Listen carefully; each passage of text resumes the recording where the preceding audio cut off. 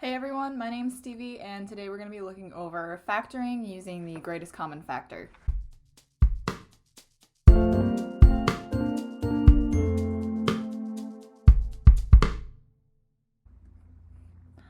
Alright, so recall distributing.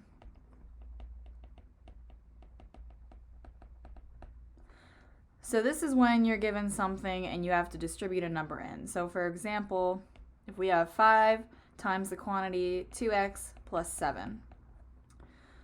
So what we do is we have to multiply the 5 by both the 2x and the 7. So 5 times 2x is going to be 10x, and then 5 times 7 is going to be 35. So when we factor using greatest common factor, what we're essentially doing is the opposite of distributing. We're thinking, what do these two terms have in common? And then we factor that out. So if we were to go backwards, if we had been given 10x plus 35 and we were asked to factor this, we would say, okay, let's look at our two terms. We have 10x and we have 35, and we want to find their greatest common factor. Now 35 doesn't have an x tacked onto the end, so we'll just ignore the x for now. But if we find the factors of 10 and 35, we have 1, 2, 5, and 10. And then for 35, we have 1, 5, 7, and 35. So their greatest common factor is going to be 5.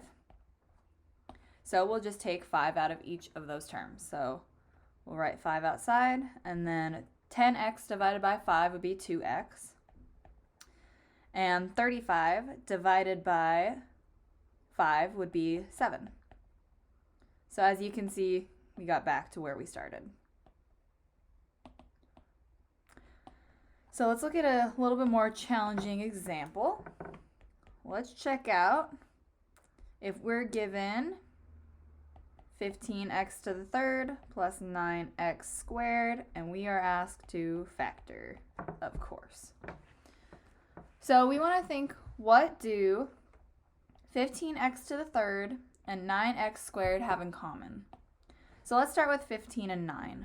If we were to find the factors of 15 and 9, we'd have for 15, 1, 3, 5, and 15.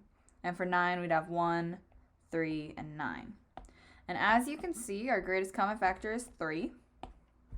So we'll have to factor 3 out. Now the other thing we want to look at is our variables. So if you notice, 15 has an x to the third tacked onto it, and 9 has an x to the squared tacked onto it. So we want to think, what's the greatest common factor between x to the third and x squared? And the answer is, it's going to be the x squared. So pretty much whatever our smallest degree on each term is going to be what we factor out. So we'll also factor out x squared. So since we have 3 and x squared, we're going to write that outside the parentheses. And now you want to think, if you were to take, I'll do it over here, if we were to take 15x to the third and divide by 3x squared, we would get 15 divided by 3, which is 5. And then we have an x to the third in the numerator and an x squared in the denominator. So the squared would cancel down here, and we'd be left with a 1 in our numerator. So we'll just be left with 5x.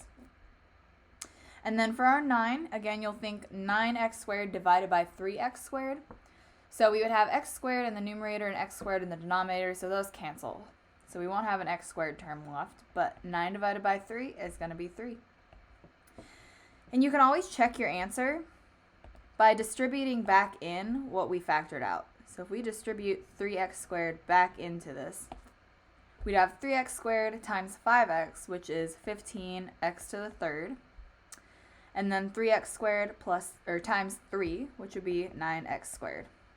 And indeed, we get back to where we started. Awesome.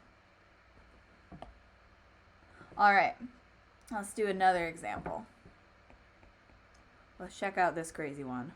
We have negative x squared to the fourth times y squared plus 18x squared times y minus 24. So now what we're doing is we're going to be looking at, we have 3 terms. We have negative 6 times x to the fourth times y squared. We have 18x squared times y, and then negative 24. So essentially what we're doing is we're figuring out what each of these three terms have in common. What's their greatest common factor? Now, since 24 doesn't have an x tacked onto it, we're not going to be factoring out an x. We're just going to be factoring out a number. So we need to figure out what negative 6, 18, and negative 24 have in common. And if you think about it real hard, we could factor out a negative 6. So let's do that. Take out a negative 6. What we're going to have left from our first term is going to be, well, the negative 6 cancels out since we factor that out. So we'll just have x to the fourth times y squared left. And now 18 divided by negative 6 would be a negative 3. So I'm going to write a negative here. And then our x squared and y will be left. And then we have negative 24 divided by negative 6. And a negative divided by a negative is a positive.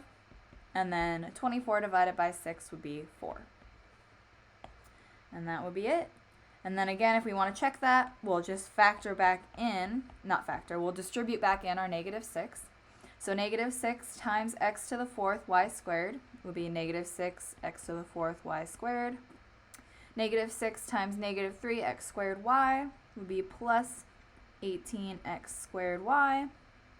And then negative 6 times positive 4 is going to give us a negative 24.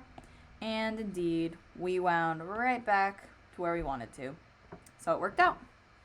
So that's our first way of factoring. This comes up a lot. You always want to be looking out for this when we're moving forward in math. Just look for things that each term has in common, and it will help you simplify in the long run.